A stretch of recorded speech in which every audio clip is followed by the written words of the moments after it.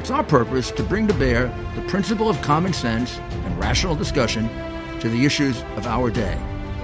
America was created at a time of great turmoil, tremendous disagreements, anger, hatred.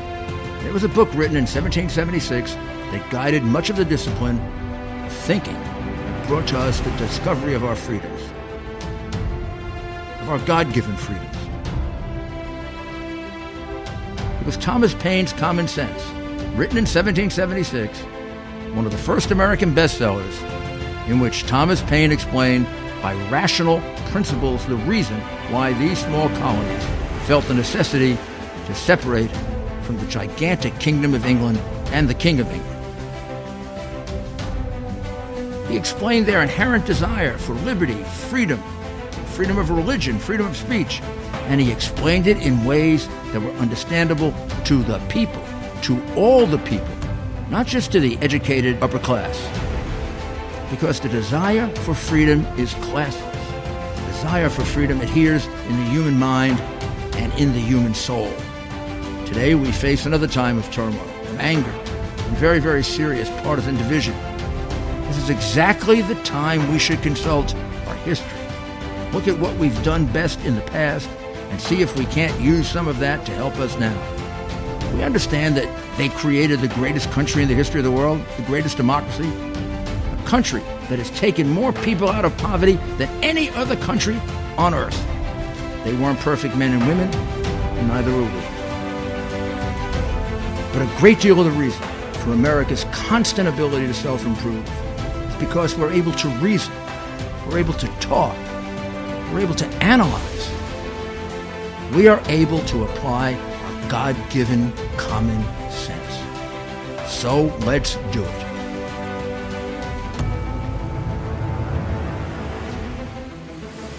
Welcome to Rudy Giuliani's Common Sense.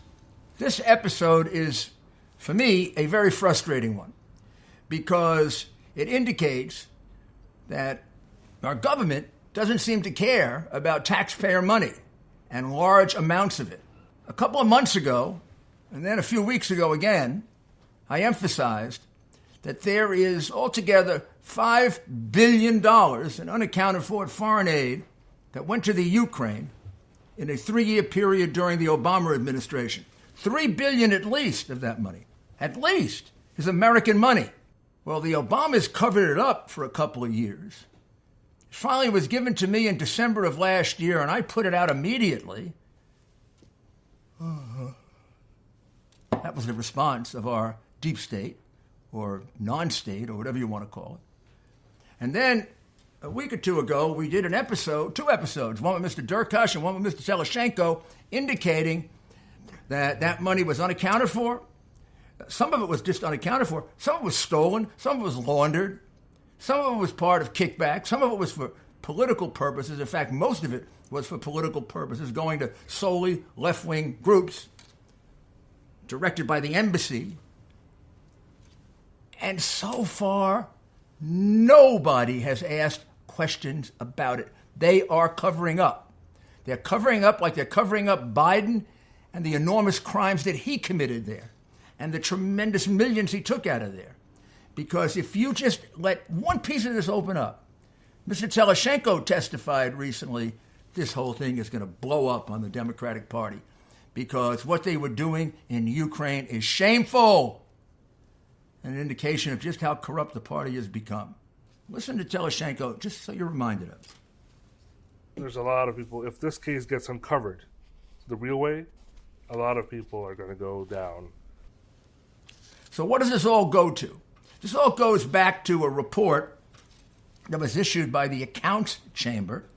The Accounts Chamber is a semi-independent arm of the Ukrainian government that looks at waste and fraud and abuse in Ukrainian government, and I guess they have a big job because $5.3 billion was found unaccounted for, of which at least $3 billion was American money.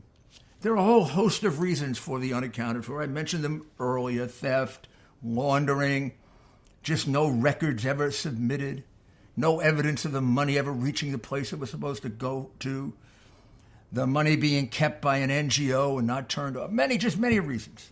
There are lots of reasons There are lots of allegations, there's lots of proof, and there's no investigation.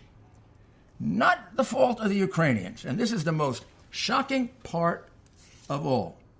So I was told directly by the head of the investigation that when this report appeared, which was a shock, the Ukrainian government was nervous. The United States government might crack down on them. They began an investigation to find out, well, how much is stolen, how much is laundered, how much is unaccounted for. And in the course of that investigation, they just began it when representatives of the U.S. Embassy came to see them and said, no need to investigate. And they were backed by Ambassador Yovanovitch. And then they came back a second time and they got the message up to the top of the government, which is still the crooked Poroshenko. And the investigation was closed down. The chief investigator has told me he is ready, willing, and able to come here and testify about that before Congress or in a court of law. But nobody has asked him. Nobody has asked him. And there are two other witnesses who you have heard on tape testifying to me, Mr. Durkash and Mr. Teleshenko, about exactly the same thing. This report being issued, this report being shocking, and then this report being covered up, and covered up at the instance and request of the United States government, in particular, the embassy. I think Mr. Durkash is the one who testifies that if anyone revealed anything about this, they'd have been in terrible trouble with the embassy. Your government did try to make an attempt to determine the accountability of this spending. Is that correct?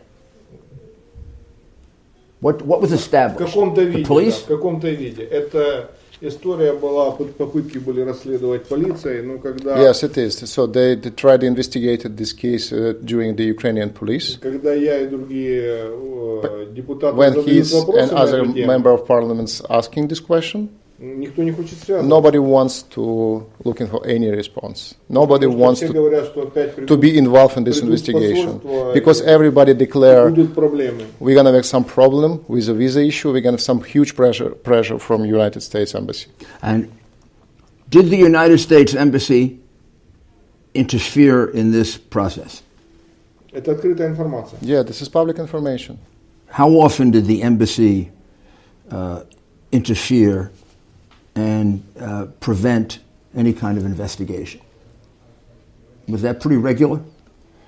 Я могу сказать, что просто блокировалась I have to информация. say they blocked any information, any leaks, any published, anything what do not be approved previously by the U.S. Тот, кто Embassy. начинал это расследование, тут же подвергался атакам. And who started this investigation immediately was attacked by U.S. Embassy. Вот этих вот не американского посольства, а вот этих организаций, которые Was attacked by NGO and by the civil activists.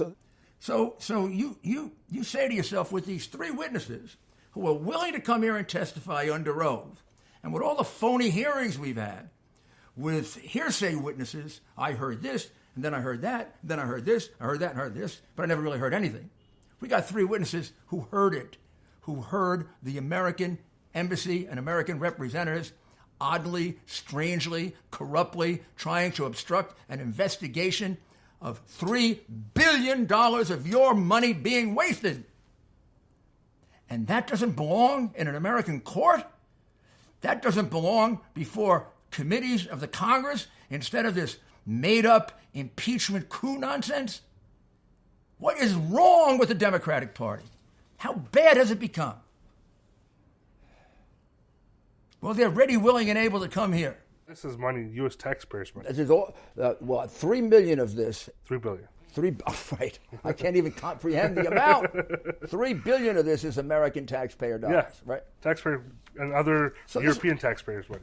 So, but you didn't even know about this until recently. This document, no, it's kept private, even though it should be a public document. This is a devastating document. And nobody talks about it. The big question in the United States always is, how effective is our foreign aid? President Trump ran on straightening out foreign aid. I imagine had this document been known before the election,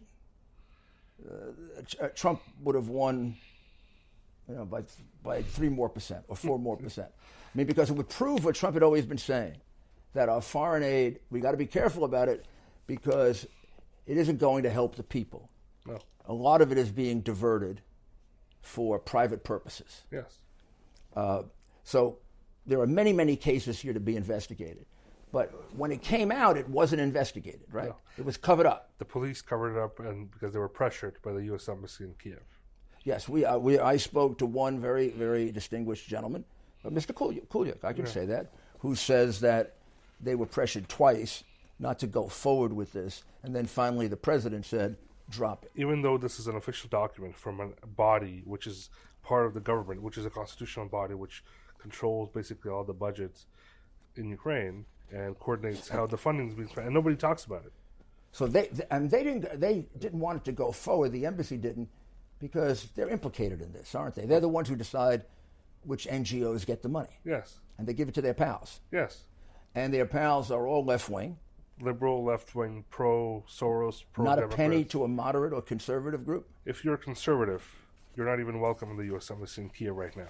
I used to help the U.S. Embassy a lot during Maidan, when we were opposition to Yanukovych.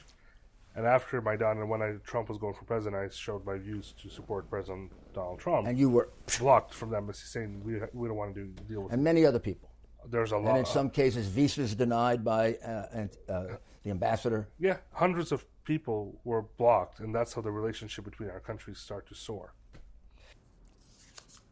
So why, you would ask yourself, why would the embassy be so intent, and the Obama people leftovers so intent on covering this up? Why?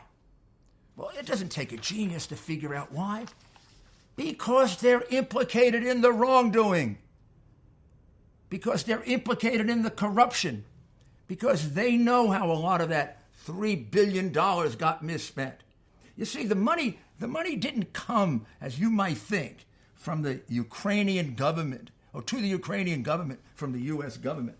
I did a little chart here. Excuse the fact that it's not very professional, but this is what I used to do when I was a prosecutor and just a very young child. So I go back to it. It makes me feel good. Here's the U.S. government. Here's how it's supposed to go. See the red lines here? It's supposed to go $4 million. This is a particular project. We're using one as an example, a relatively small one. So U.S. government, $4 million is supposed to go to help with computers in the General Prosecutor's Office in Ukraine. Worthy cause. You would think it would go to the Ukrainian government. The Ukrainian government would give it to the General Prosecutor, and then would do an accounting that the $4 million was used for improving computers, not for holiday trips, vodka, dates, or maybe just some money kind of missing, and we don't know where it went. But that isn't the way it happens. It doesn't happen that way. The money doesn't go, that $4 million doesn't go like this. The money goes like this. $4 million. The American embassy takes it. The embassy should really be right here. The embassy should be right at that point right there. The embassy takes it, right, and gives it to its selected friendly NGO. Right here, the NGO. NGO. And the NGO takes $2 million out for itself and then sends $2 million to the General Prosecutor's Office. So what happened? $2 million disappeared. Oh, in this example, you know where that NGO was? It was in Italy. What the heck is an NGO in Italy going to do to help the special prosecutor in Ukraine? Special prosecutor in Ukraine says they did nothing. They were being paid off. They're being paid off because they're political allies of the left-wingers who are part of this network. They're political allies of Soros and what was described by another Ukrainian as sons of Soros. There's a common denominator with all these NGOs. They are all left-wing. They're all left-wing of left-wing. They're all so left-wing, they're falling off the cliff. Because when you're left-wing in these parts of Europe, boy, you are crazy. They are described as either Soros-owned or children of Soros, but even further left. These are people who believe in one government. No America, no England, no Ukraine. Just one government. Soros, I guess, could be the prime minister, or Obama could be the president, but we'd all be one happy government. And those of us who aren't happy, when you have a one government like that, usually they find some way to eliminate us. So that's the purpose of the embassy obstructing justice and covering it up. It's clear, it's provable by witnesses, it's provable by documents, and it hasn't been investigated by our government, and that is a disgrace. So, before I get too upset, why don't we take a short break, and then we'll be right back. For those of you who know me, in addition to law and politics, I'm passionate about the Yankees, baseball, football, all sports to watch, golf to play, history to read, opera, classical music to listen to and watch, and cigars to relax and socialize. And I have definite opinions on the best cigars for the right time and the right place. And you'll hear about that too. But the revolution in cigars took place in the 1990s. Most cigars then were machine-made with foreign ingredients. Now it's just the opposite. Most are hecho a mano, man-made. All organic, natural, and premium. The revolution was led by one man and one man alone, Marvin Shankin, and Cigar Aficionado magazine. Marvin had been rating wines quite successfully for Wine Spectator magazine, and he brought the rating system to cigars. The first cigars rated in the 90s were gone in a flash. Even now, the first thing I do when I get my magazine is I go right to the ratings page. There it is. 93, 91. Oh yeah, I'll go for that one. Then there'll be 94. Whew, 92. Problem is you got to get there fast because they go fast. This revolutionized the cigar industry. If you like wine, if you like scotch, if you like bourbon, if you like rye, if you like vodka, if you like gin, they're the magazines for you. And you know what? Subscribe to Cigar Aficionado right now through the link on our website.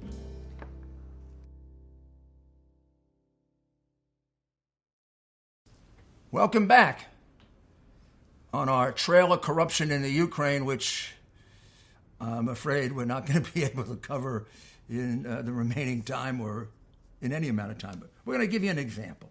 And the way we're going to give you an example is we're going to go to the report that we just mentioned about the $5.3 billion that's missing, and particularly the $3 billion of American money. We're going to pick out the one case that so far has resulted in criminal charges.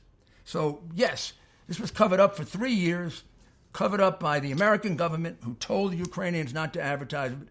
But now we have a new American government, an honest one under Donald Trump rather than under Obama, who covered it up.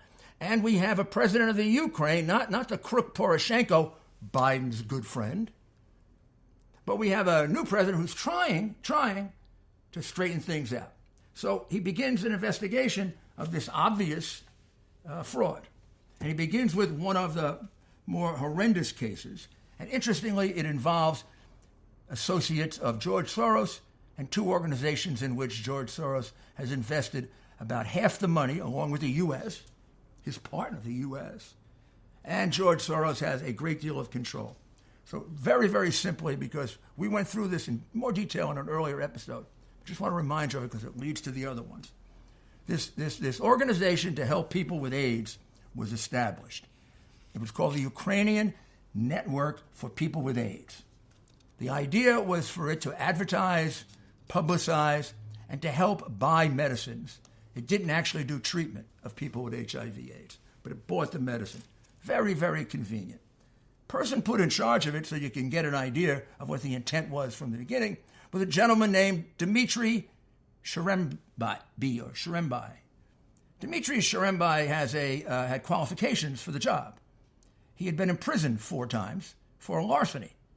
So I guess, if you want to get a good price for medicines and you want to do it honestly and You pick somebody with no criminal record, with a background of austerity in the way he handled things.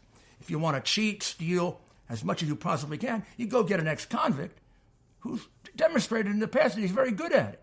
Well, that's what Soros got for this phony charity that was supposed to help people with AIDS. No, it didn't. What it did was it conspired with the crooked pharmaceutical companies in Ukraine and Europe, got the price for the drugs doubled and tripled. This happens in the U.S. I've seen cases in the U.S. just like this. But this was blatant. Double or triple the price. And then that difference, the delta, got split. And it got split in different ways. Some of it came to Shirembi. Some of it went to oligarchs. Some of it went back to the pharmaceutical company. And some of it was used to fund what I would regard as significantly anti-American political causes, but certainly left-wing political causes that would like to see the American government subsumed within the world government. Good luck with that. And would like to see socialism, if not communism, replace capitalism. So that was going on for some time. And it became a bit of a scandal. But the boys came up with a solution. The crooks came up with a solution. They decided, let's have another NGO. Because all the liberals love NGOs. It sounds great. Non-government organization. I belong to an NGO. No. In the case of Shirembi, I belong to a crime organization. That's what it really is. So now they established something called ANTAC, the Center for Anti-Corruption. The idea of ANTAC is privately, they're going to do audits, they're going to look at corruption, they're going to help with corruption, and they put a guy named Vitaly Sabunin to run it. Vitaly is Dmitri's best friend. So Dmitri the crook is going to get overlooked by his best friend. That's pretty convenient, right? And it's pretty crooked, isn't it? But it's worse than that. Follow this now. Dmitri Shrembi, who runs the crooked AIDS organization, doing the kickbacks in millions, is put on the board and is a founding member of the organization that's going to oversee him, called ANTAC. You got it? Shrembi's running the scheme, and then they make him the overseer of it. And then when the government decides to create, by Soros again, all of this is funded by Soros, by the way. All of it. Half of it is funded by Soros, the other half by the sucker U.S. And then when they established NABU, which was done by George Kent of our State Department, and by Soros's people, NABU is the Special Investigator's Office. They're going to be the government unit that overlooks the crook Shirembi. They put him on the board of NABU to help select the people who are going to be in NABU. I mean, isn't this like just throwing it in your face? Like, you're all too stupid to figure it out? Or too lazy? Or too crooked? Because you're making your own money, so you ignore all this. So that's this case. Thank goodness this case has actually been brought to several criminal complaints. I have them here. I'm lays it right out. 2 of them are repeatedly convicted of a severe crime, Shirembi Dmitro Olyevich, which I guess is his official name, and his close friend, Shabunin Vitaly Viktorievich, who jointly founded the Center for Anti-Corruption. Basically then goes on to point out that it didn't do much about corruption, that it never wrote a report critical of the AIDS organization, even though there were many, many cases brought for embezzlement of money. And then it comes to the conclusion. According to the information, which needs to be investigated, Shirembi Dio and Shabunin VV organized a scheme for embezzlement of internal technical assistance funds through the All-Ukrainian Network for People Living with AIDS, founded by Shirembi Dio. It was in the period 2015 to 2017. They give a list of the people who contributed, and then they give a list of how the money was laundered, and then they point out that this results in a charge that carries with it a 7 to 10 year prison sentence for Soros's good friends and associates. Did you read about this in an American newspaper? No. Are American media covering it up, even though it involves significant American money and one of the biggest donors to the Democratic Party, George Soros? Yes, they are covering it up. Does that indicate they're corrupt? Comes pretty darn close to indicating that. This is a very serious case. There's a second complaint that points out that Shirembe, who was running this AIDS operation and was on the board of the overseers, has been repeatedly convicted of severe crimes. And he and his close friend Sabunin jointly founded these organizations, and that he embezzled, organized, the two of them organized a scheme for embezzlement of international technical assistance. The amount? $133,881,757 million. Okay, let's round it off. $134 million unaccounted for by these crooks who never had any accountability because they were in bed with the Obama administration and the Obama administration's chief funder, George Soros, and Hillary Clinton's chief funder, George Soros, who has done everything he can to corrupt Ukraine for his own purposes so he can get cases on Antac dismissed, cases on his friends dismissed. There's also right here a chart of approximately 20 cases. I can't go into them in detail, not only because we don't have time, but because they're in various stages of being investigated. But they show $3 million being paid to something called Policemen of the United Territorial Community, and that's run by the brother of a Democratic United States congressman. Then there's another one called Internews Network, which involves many, many Democratic journalists and operatives. The amount of money they get paid, they don't even produce a newspaper. They don't even produce anything. I'm going to give you the monies. $35 million, $20.7 million, $17.9 million. That was support for leadership organizations. Then they have, this one is fabulous, $51.6 million. This is to give people more confidence. Generally, you go to psychiatrists for this, not a bunch of hack politicians. But we paid $51.6 million. I wonder if we ever went back and tested whether anybody got more confident as a result of this money being spent by the Chemonics International Corporation. The Community Engagement Program, $22 million. Program in Ukraine, they don't describe what it's for. Well, that's okay. It's only $1.1 million. Why describe what it's for? The America House, again, not describe what it's for, but run by a lot of Democrats. But somehow, no Republicans ever get into any of these programs. And this one here called Eurasia, at $20 million. But it's got a big group of Dems: Thomas Stein, Jan Kalicki, Anders Aslan of the Atlantic Council, Lee Hamilton. You remember Lee Hamilton? Democrats, millions unaccounted for. And one of the business partners, Thomas Fiala of George Soros. They all got, let's not forget the amount of money they got in a very short period of time. Oh, gee, only $20 million. And then $9 million for another Democrat-run organization called the National Democratic Institute for International Affairs. And Walter Mondale is involved with that.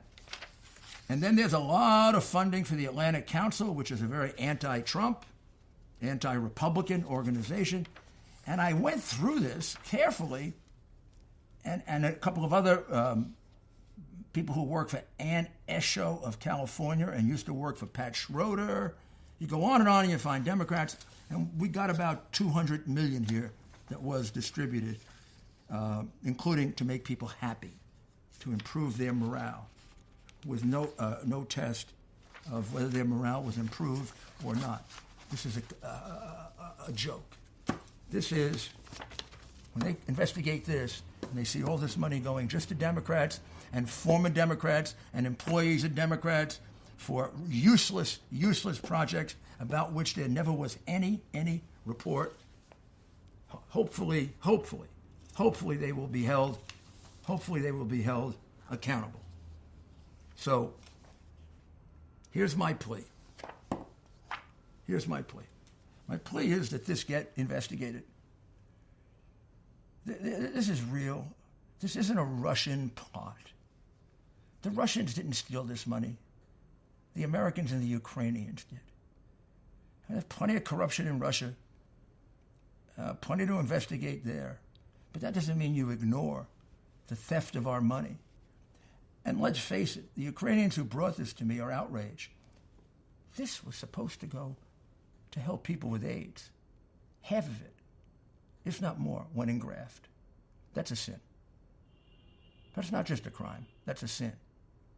A sin that you would think Democrats would care about as much as Republicans, with all the things they'd say about HIV and AIDS.